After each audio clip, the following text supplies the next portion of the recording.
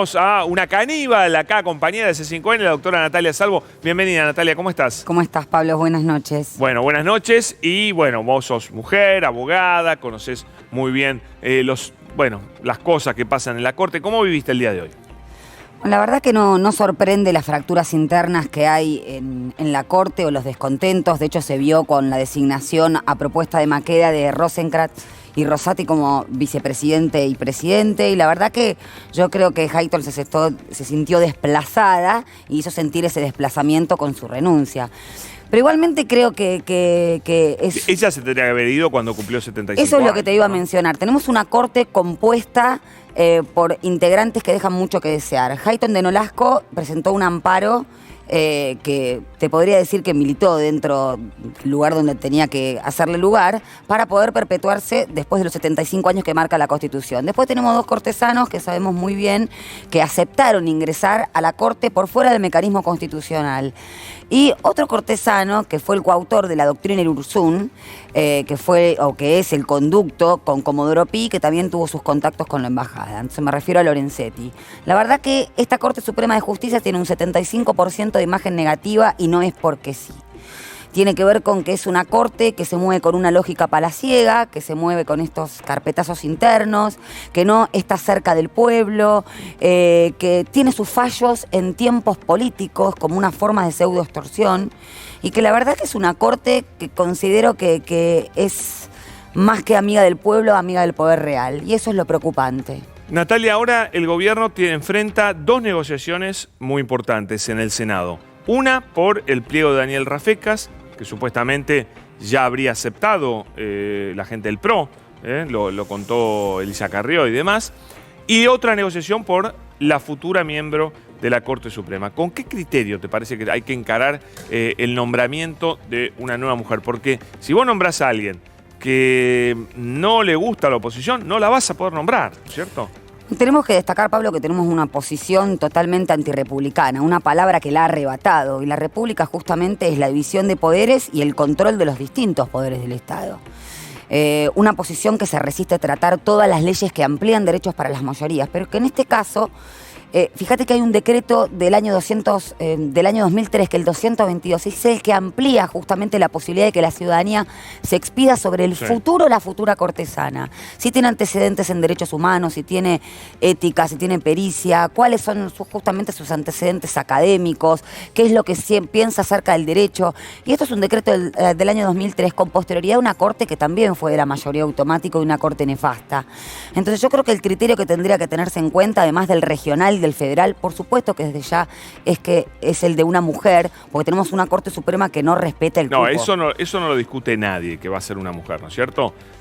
No sé, Juntos por el Cambio. No lo sé, permitime que lo dude. Si es una candidata que no le viene en gracia a Juntos por el Cambio, que no creo que tenga aceptación. Habiendo nombrado Macri dos miembros de la Corte, no debería tener problemas Alberto Fernández para nombrar una miembro de la Corte, ¿o no? Lo que pasa es que Macri tenía atrás el poder. Fíjate que el poder real trata de vaciar todo el tiempo al poder político. Y cuando el poder político es la terminal, es el tentáculo de ese poder económico, no va a tener ningún tipo de problema en hacer las barbaridades jurídicas que hizo el macrismo. Desde intentar poner dos jueces en la Corte por comisión a 4 escasos días de asumir. En este caso sí va a haber problemas, porque cuando te moves con los mecanismos institucionales, reforzando el Estado de Derecho, y no lo haces con la anuencia del poder real, vas a tener todas las obturaciones habidas y por haber, que creo que esta Corte ya lo hizo sentir. Con el decreto de la presencialidad escolar, o que Larreta se rehusó a cumplir con un decreto de necesidad de urgencia del presidente cuando aumentaron los casos por COVID. Bueno, ahí tuvimos un primer ejemplo, una Corte que prácticamente fue perito médica y determinó que era conveniente para las clases, que era conveniente la presencialidad y demás. Entonces yo creo que el Poder Judicial está arrogándose facultades que no le corresponden, está constituyéndose por arriba de los otros poderes del Estado.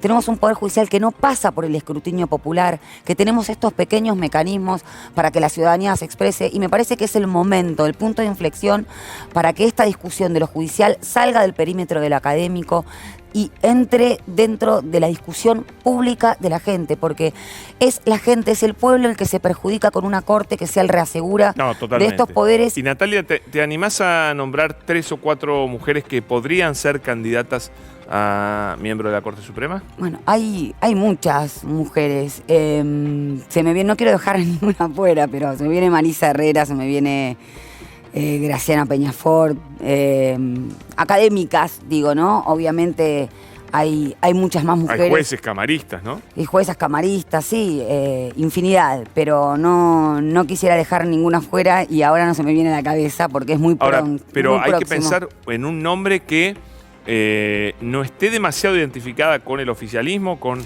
el peronismo o el kirchnerismo, porque no, me parece que le va a costar mucho Es que avanzar. ese es el tema. ¿Quiénes son los que no están señalados como oficialistas? Porque ahí hay otro logro de Juntos por el Cambio. Señalar como oficialismo a cualquiera que no se rinda a sus exigencias. Y eso creo que hay que hacerlo notar, porque estoy hablando de personas o mujeres que tienen antecedentes académicos sobrados y hay también muchas juezas que también lo tienen, pero yo creo que si no es una Weinberg de Roca, por ejemplo, no sé si recordarán que fue la que Macri propuso para cuando estaba persiguiendo a Alejandra Gil Carbó, que ahora integra el Tribunal Superior de Justicia, otro tribunal de la mayoría automática. Entonces me parece que tiene que ver con personas que tengan antecedentes académicos pero que entiendan el derecho desde otro lugar, no como un reducto aristocrático.